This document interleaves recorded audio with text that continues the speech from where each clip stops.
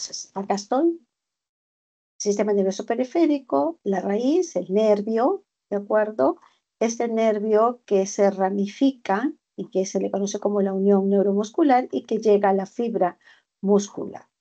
Por lo tanto, haciéndolo un poquito más didáctico, acá está el nervio, las ramificaciones de ese nervio que vendrían a ser la unión neuromuscular y la fibra muscular. Para que ustedes puedan entender la clase, toda lesión que compromete este nervio son los que se conocen como polineuropatía o neuropatía. Va a depender si altera la fibra motora, será polineuropatía motora. Si afecta la fibra sensitiva, será polineuropatía sensitiva. Si afecta tanto la motora como la sensitiva, entonces tendré una polineuropatía motoro-sensitivo, sensitivo-motora. Y si nosotros vamos a tener una alteración en la unión neuromuscular, será lo que se conoce como la miastenia gravis. Pero si afecta a la fibra muscular, es lo que vamos a ver la miopatía. Aquí un poquito más claro, tengo también alteraciones del asta anterior y para ello está la atrofia muscular espinal y la esclerosis lateral amiotrófica. El nervio, neuropatías o polineuropatías, motoras, sensitivas, pueden ser ellas hereditarias, pueden ser adquiridas, etc. Las afectaciones de la unión neuromuscular, la miastenia, síndrome de Lamberito, las mismas miastenias gravis congénitas y el músculo, miopatía, distrofia muscular, las distrofias miotónicas, etc. Si quiero definir por qué las enfermedades del músculo y de la unión neuromuscular forman parte de la neurología, quizás porque muchas de ellas se van a asociar a debilidad, se van a asociar a atrofia, alteraciones de los reflejos, ¿no es cierto? Pero ustedes van a ver en el desarrollo de hoy día de la clase que hay una gran vulnerabilidad del tejido muscular frente a trastornos metabólicos, endocrinológicos, tóxicos, iatrogénicas y a muchas enfermedades sistémicas. Entonces, hago hincapié porque es probable que en algunas otras rotaciones ustedes vean estas patologías. ¿Qué es la miopatía?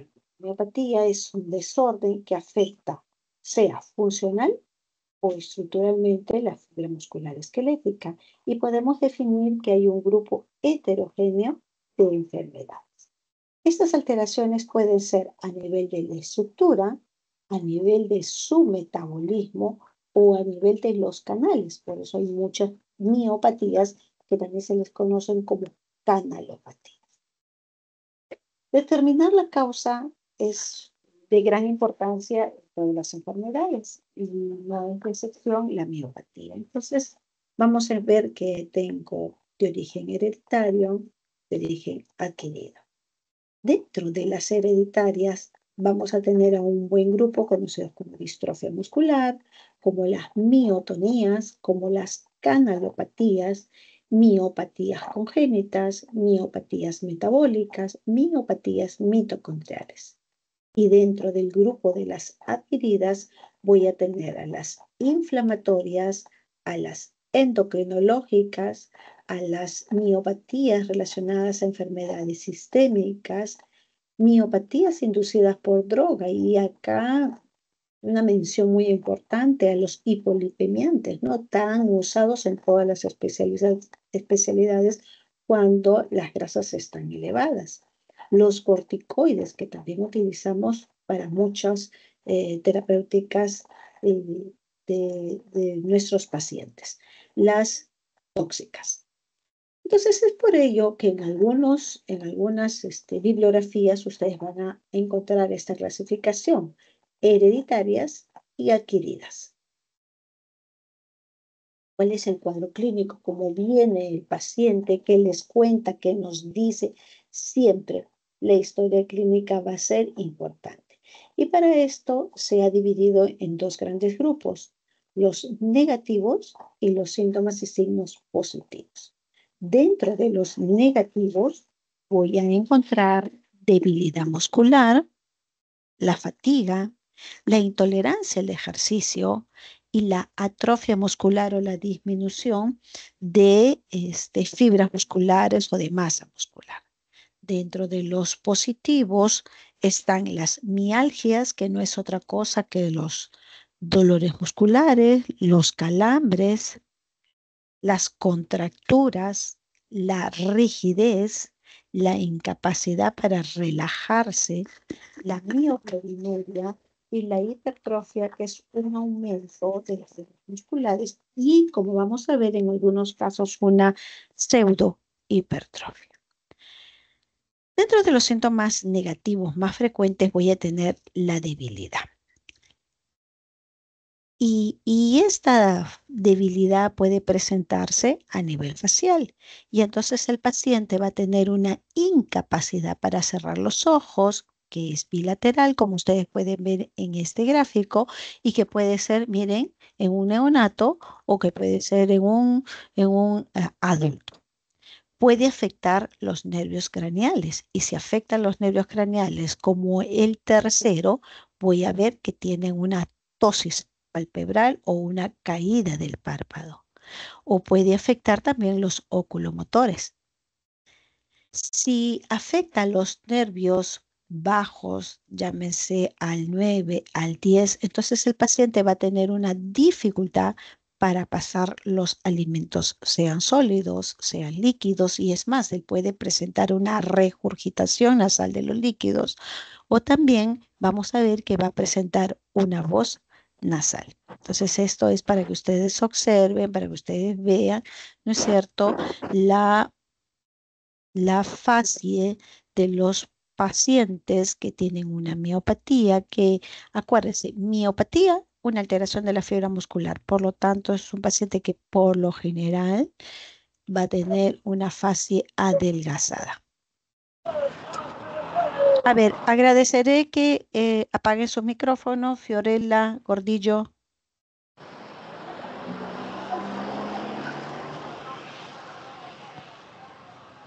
Esta debilidad, ¿no es cierto?, no solamente va a afectar a los músculos faciales o a los músculos inervados por los nervios craneales, sino también va a afectar a las extremidades.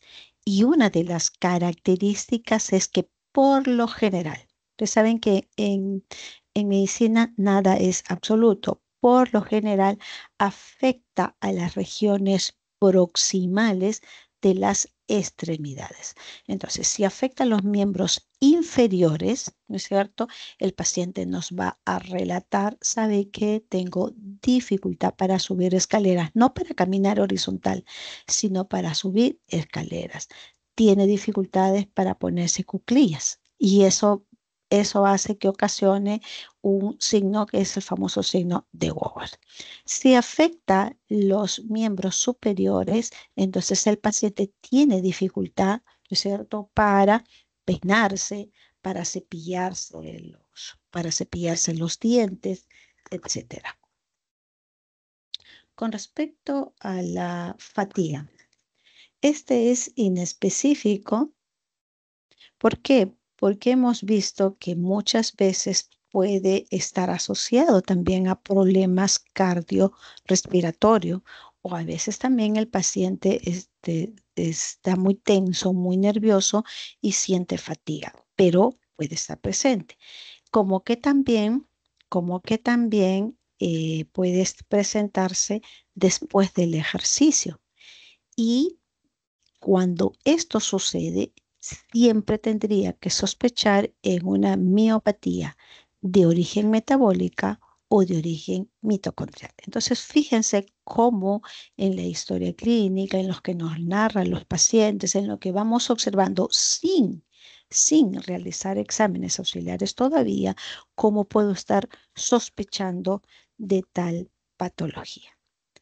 Dentro de los síntomas positivos voy a tener las mialgias. Las mialgias son los dolores musculares, ¿no? Ustedes palpan, por ejemplo, al músculo gemelo o al cuádriceps, y entonces el paciente les refiere dolor. Cuando estas son de presentación episódica, sospecharé en una miopatía de origen metabólico. Pero si el paciente lo tiene de una manera constante, entonces digo, ajá, capaz es una miopatía de tipo inflamatorio. También la tengo por inducción de drogas y dentro de ellas a las estatinas. Otro de los síntomas son los calambres. Estos pueden durar segundos, pueden durar minutos, se van a localizar en ciertas regiones musculares, son de origen benigno y puede ocurrir por otras causas, ¿no? Como por ejemplo por deshidratación, hiponatremia, mixedema, en una patología conocida como la esclerosis lateral amiotrófico que va a ser motivo de otra clase. La miotonía.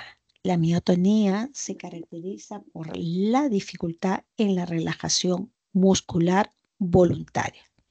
Mayormente afecta las manos y los párpados. Y esto es una despolarización repetitiva de la membrana muscular. Entonces, cuando el paciente viene, ¿no es cierto?, a la consulta y le dice, mire doctor, yo tengo el siguiente problema. A veces saludo, nos damos un apretón de manos. Entonces, ¿qué hacemos cuando apretamos la mano? Estamos haciendo una contractura y una relajación, ¿correcto? Acá estoy prendiendo mi cámara para que vean. Cuando nosotros saludamos, hacemos la contractura y la relajación. Y eso lo hacemos en fracciones de segundo. Pero, ¿qué pasa en el paciente que tiene una distrofia muscular de tipo miotónico? ¿Qué es lo que pasa?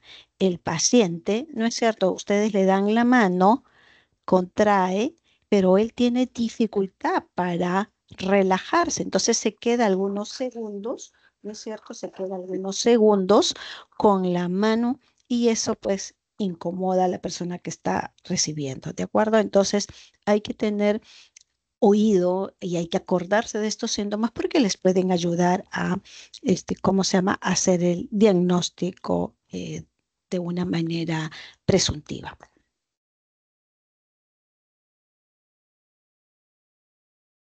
Recordar también, recordar también que hay desórdenes musculares asociados a las mialgias y dentro de ellos tienen las miopatías mitocondriales, a las miopatías inflamatorias y dentro de ellos a las polimiositis, dermatomiositis, a las miopatías inducidas por drogas, a las miopatías de tipo, ¿no es cierto?, endocrinológica. Y dentro de ellas, miren, una patología tan frecuente como es el hipotiroidismo.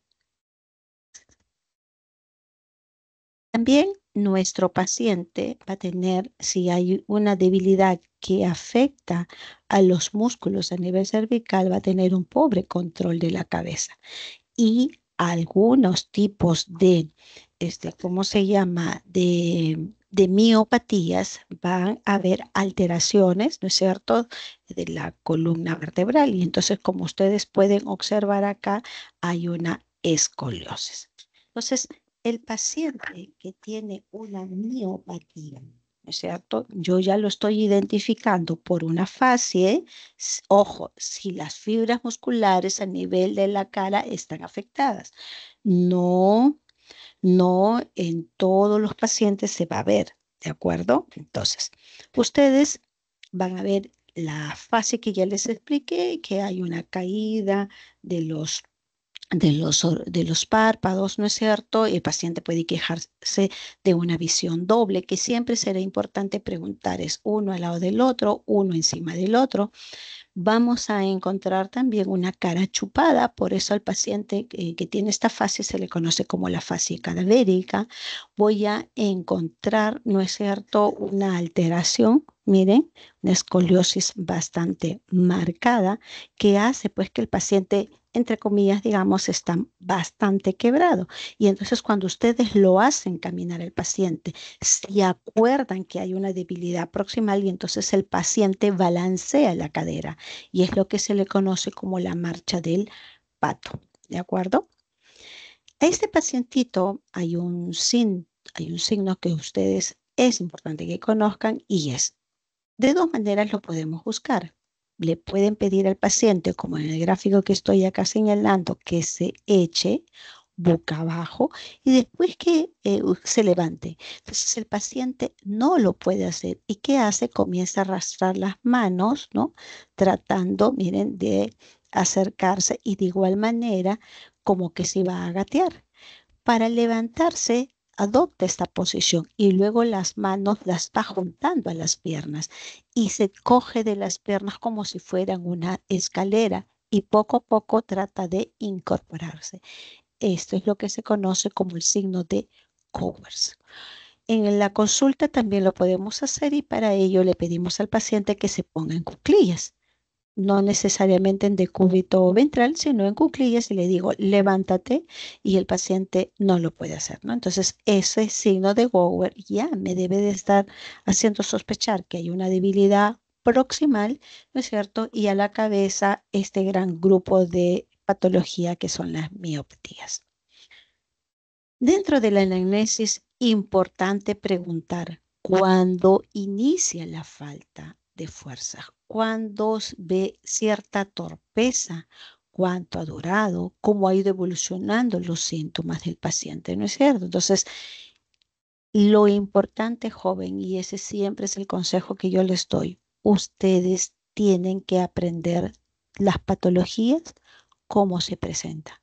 Porque ustedes van a encontrar pacientes que le hablan y le describen lo que siente, como hay otros que usted le dice, señor, ¿por qué viene? Por falta de fuerza. Pero la falta de fuerza ustedes no van a saber preguntar si no sabemos leer, si no sabemos qué patologías se altera la fuerza. Entonces ustedes tienen que preguntar el brazo, la pierna, dónde empieza, cómo evoluciona, es simétrico, es asimétrico, es a nivel distal, o sea, en la mano, o es a nivel del hombro, ¿no es cierto? Para que nos dé una idea si la falta de fuerza es distal o es la falta de fuerza proximal. ¿A qué edad comienza estas molestias, esta falta de fuerza? ¿Es desde el nacimiento? Entonces yo ya estoy sospechando que tiene que estar relacionadas a las miopatías congénitas o a las miopatías hereditarias, ¿no es cierto? Pero si se presenta en la niñez, entonces sospecho, puede tratarse de una enfermedad de Duchenne o una enfermedad de Becker, o no, mira, se presenta en el adulto y veo alteraciones, como vamos a ver ahora unos grafiquitos, ¿no es cierto?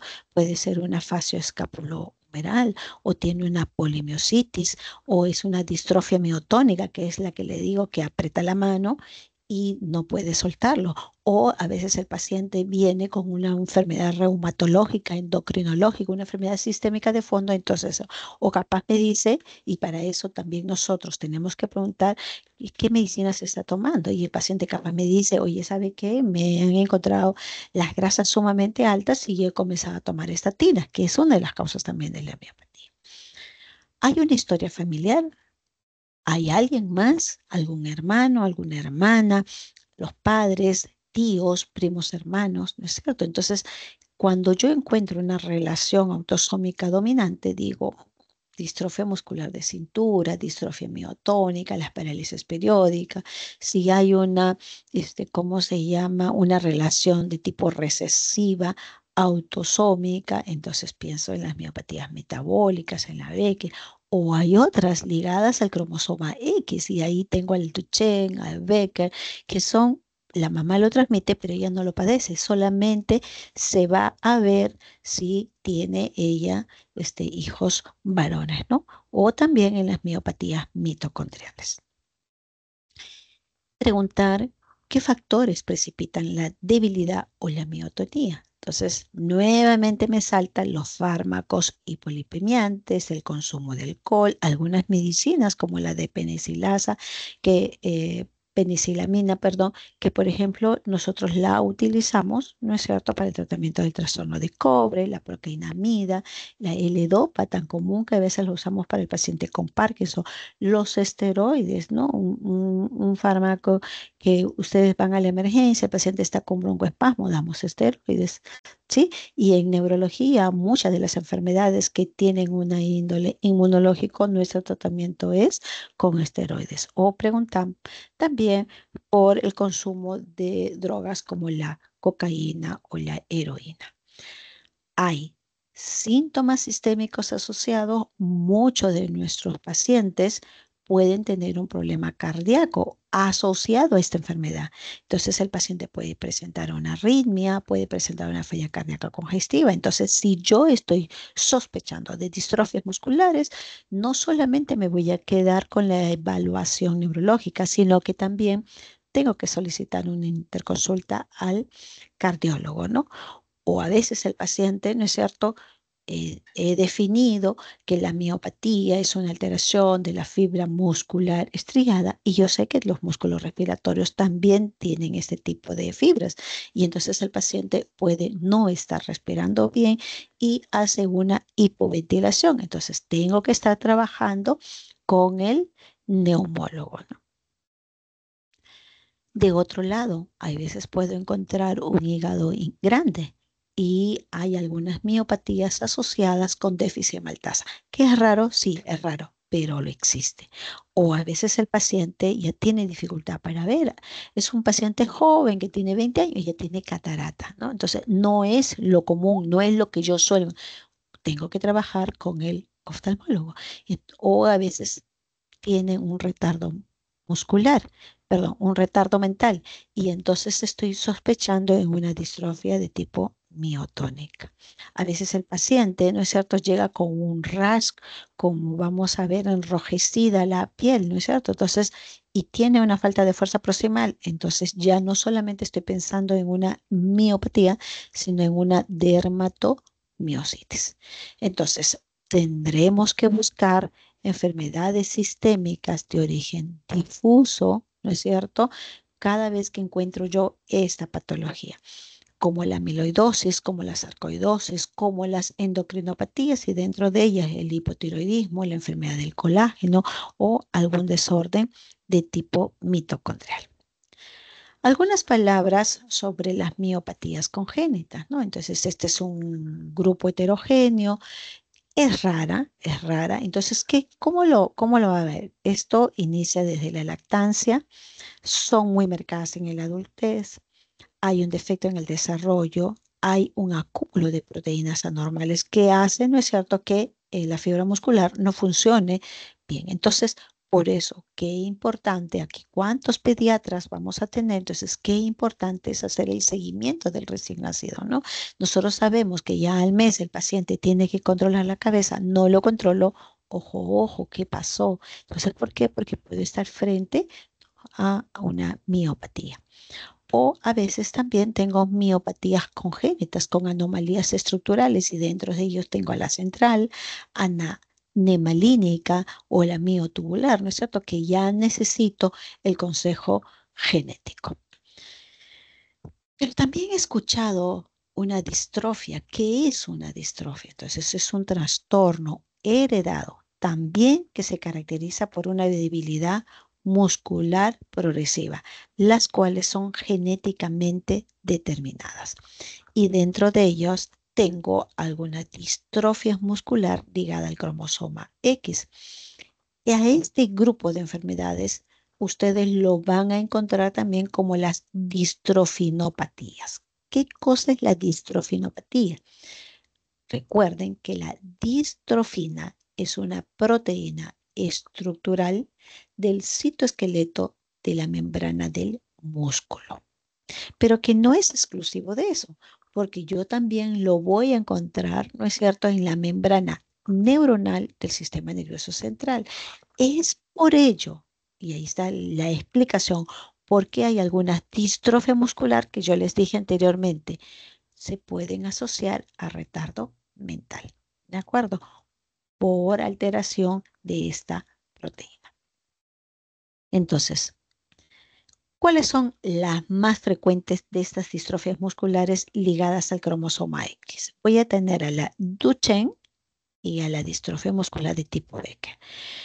La más temprana, la más precoz es la de tipo Duchenne, que aparecen a partir de los 2 años de edad, mientras que la Becker es una aparición un poquito más tardía a los 10 años. Esta Duchenne, como aparece precozmente, entonces su esperanza de vida es entre 20 y 30 años, mientras que la Becker, por aparecer tardíamente, su esperanza de vida es mucho mayor, en promedio 50 años.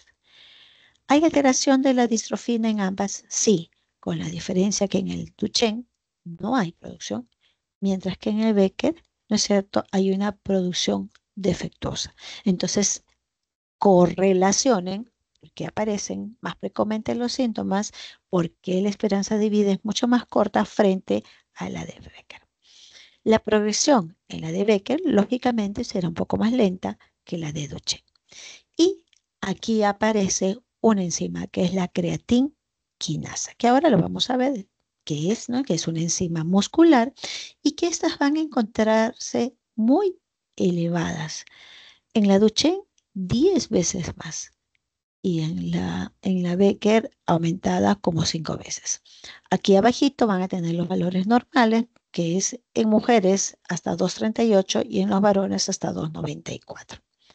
Voy a encontrar complicaciones cardíacas en ambas, cuya frecuencia varía dependiendo en la Duchenne, que es poco frecuente frente a la de Becker, que es mucho más frecuente.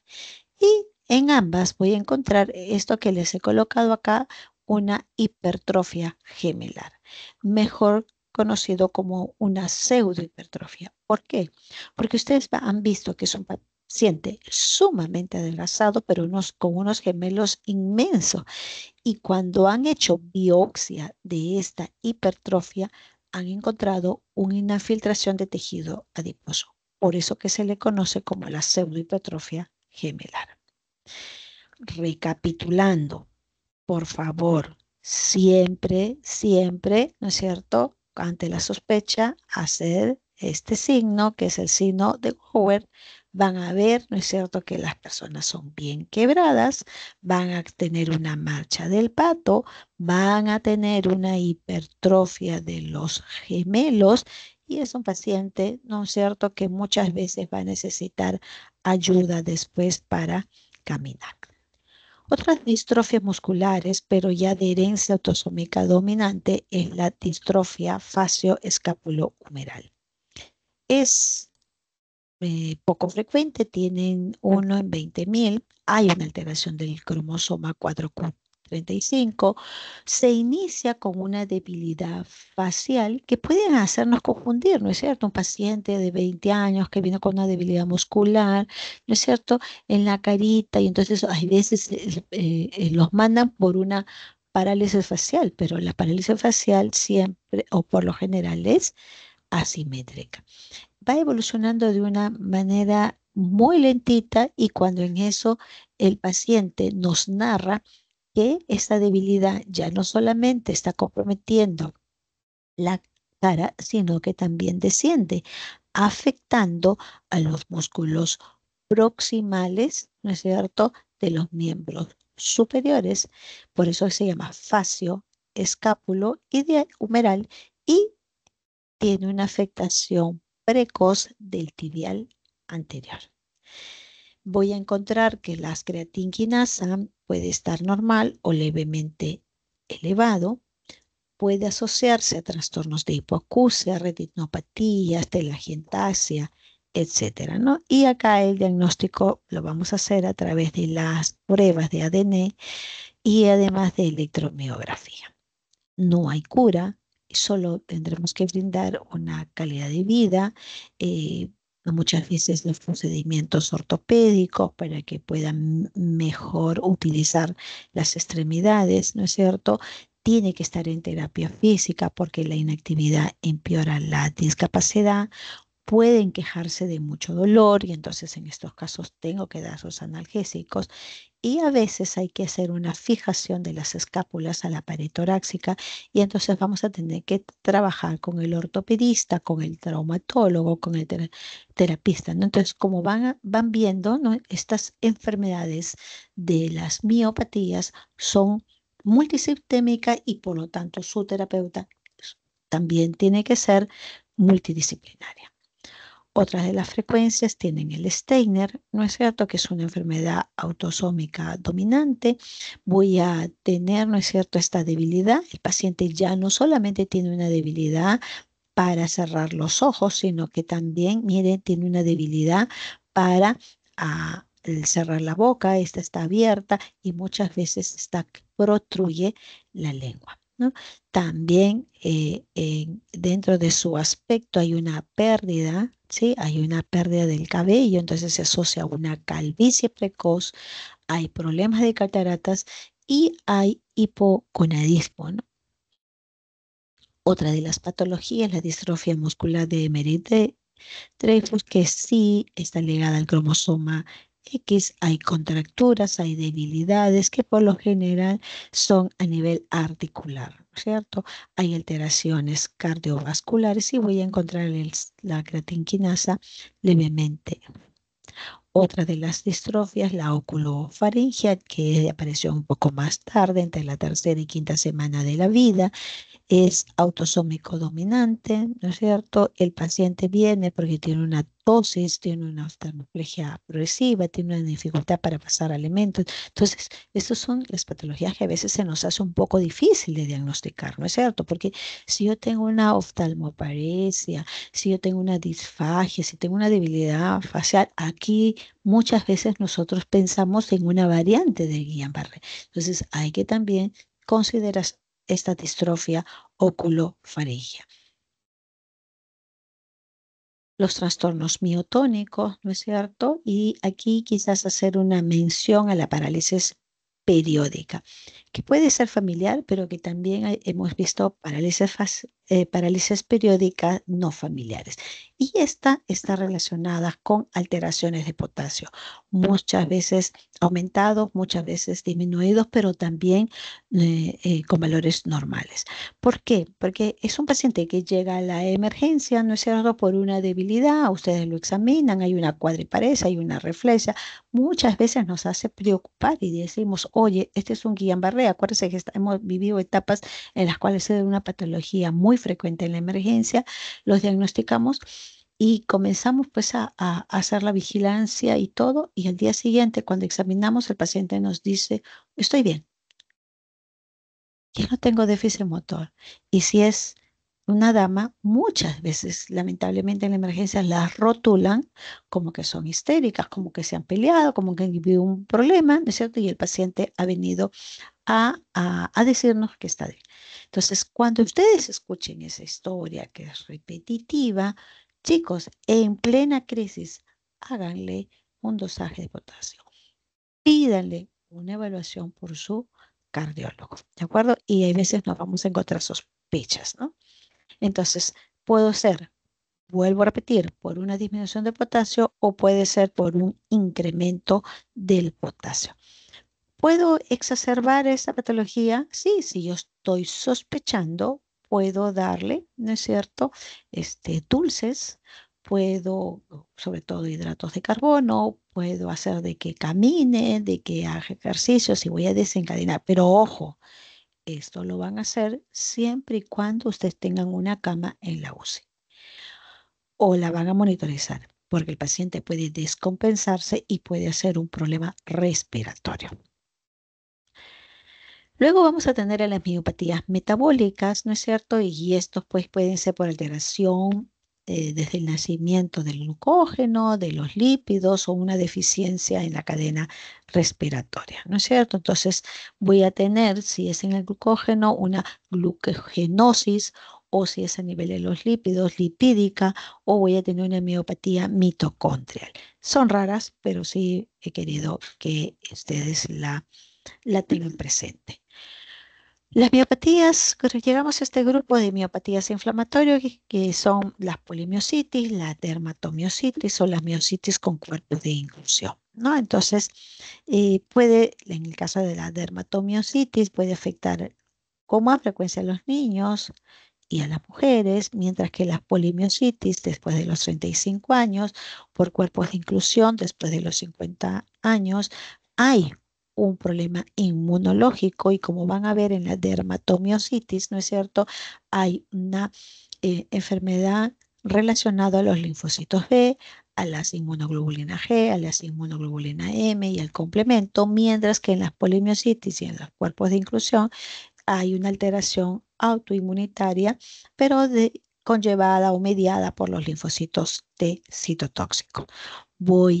Para hacer el diagnóstico de ella, voy a requerir la biopsia y lógicamente cada uno mostrará sus actividades.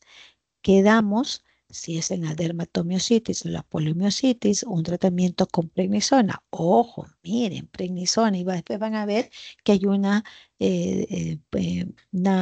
miopatía asociada a uso de corticoides, ¿no? Y en ambas voy a encontrar el CK aumentado. Entonces, el paciente, miren, además de la debilidad proximal, miren cómo puede llegar con estas zonas, ¿no es cierto?, enrojecidas que afectan a la cara, que afectan a los codos, que afectan a las articulaciones o que, miren, afecta en la espalda, ¿de acuerdo?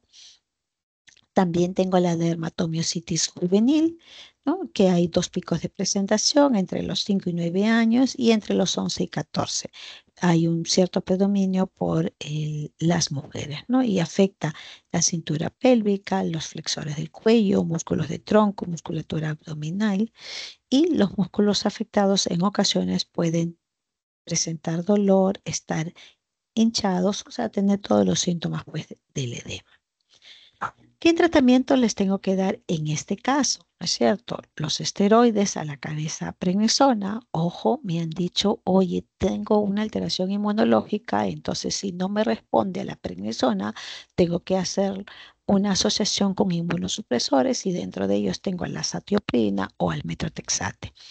Si hay un agravamiento, entonces ya tengo que utilizar por vía parenteral la metilprednisolona o inclusive hasta las inmunoglobulinas. ¿De acuerdo?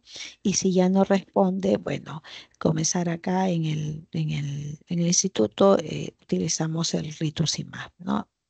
Es lo más frecuente.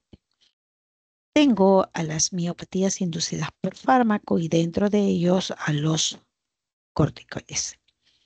Y también a los que les damos para el tratamiento para bajar el colesterol, ¿no es cierto? Eso es tener presente que si el paciente presenta un dolor a nivel muscular, se siente cansado, laxado, no tengo ganas de hacer nada, doctora, no sé qué me ha pasado, siempre pregunten, oiga, ¿qué medicinas están tomando? Y ojito, ojito, si el paciente me dice que está tomando atorvastatina, porque puede estar comenzando a hacer una miopatía inducida por fármaco. Lo mismo sucede con el uso de corticoides, ¿no?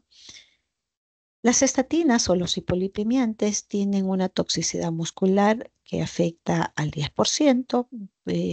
Los síndromes miopáticos pueden variar desde que son asintomáticas y sin embargo tú le haces una creatinquinasa y la encuentras aumentadas, los dolores musculares, pero ya llegar al extremo de una miositis o una rhabdomiólisis, ¿no? O sea, una destrucción de las fibras musculares.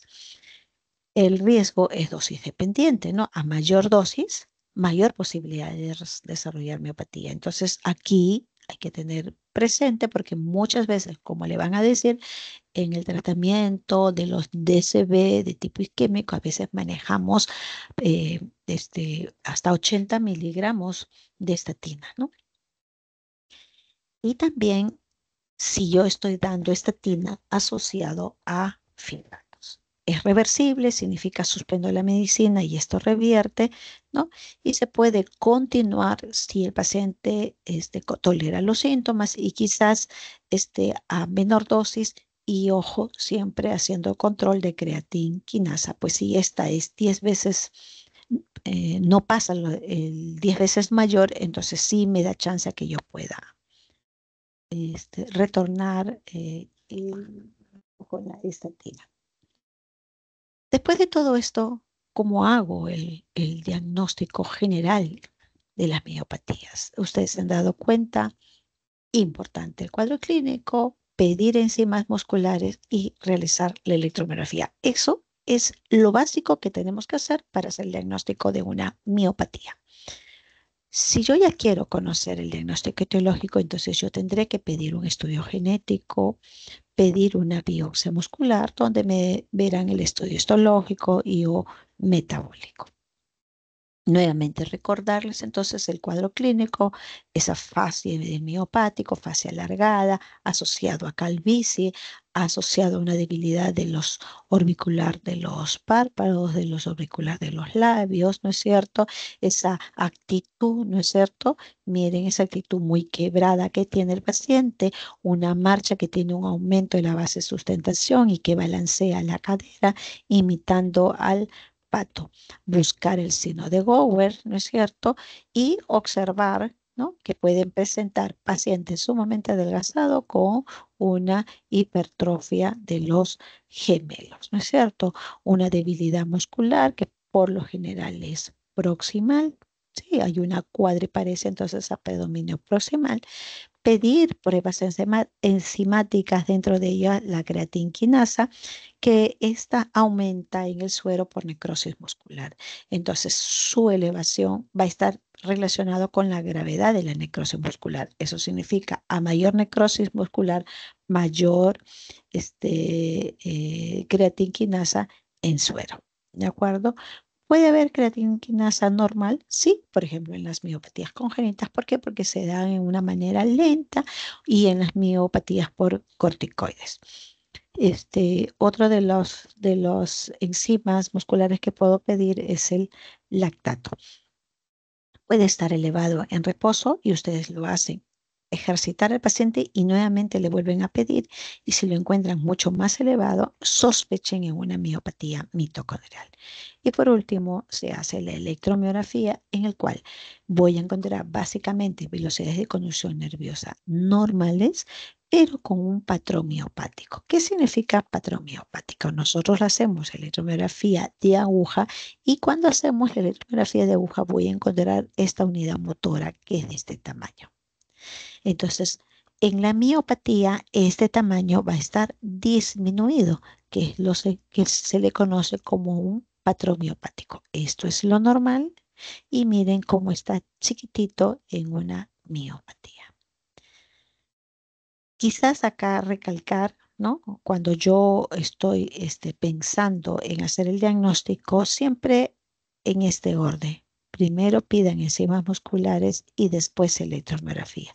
¿Por qué no al revés, doctora? Porque cuando nosotros hacemos electromiografía, introducimos una agujita como parte de este examen.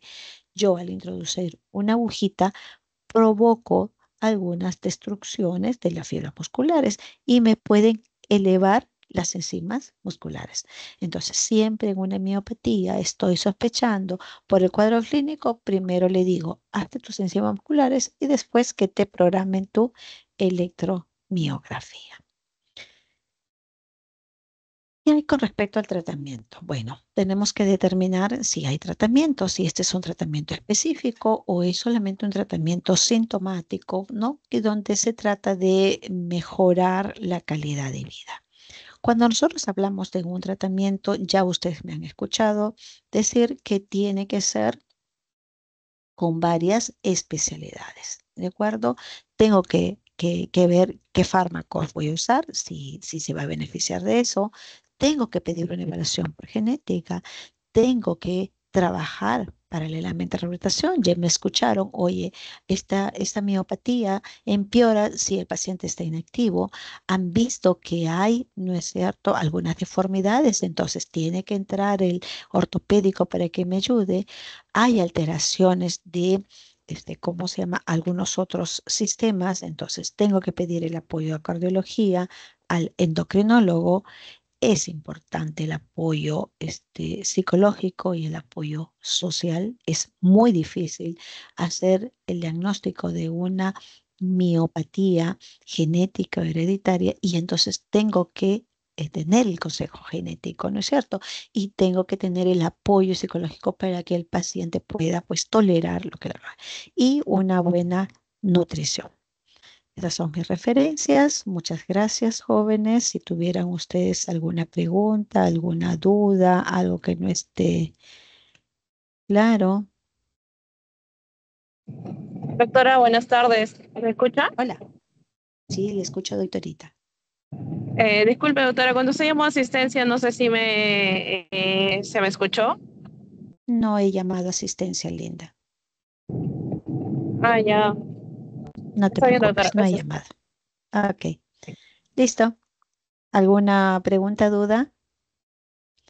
Ok, jóvenes, si no hay más. Buenas tardes entonces, gracias, hasta luego. Gracias, doctora. Buenas tardes.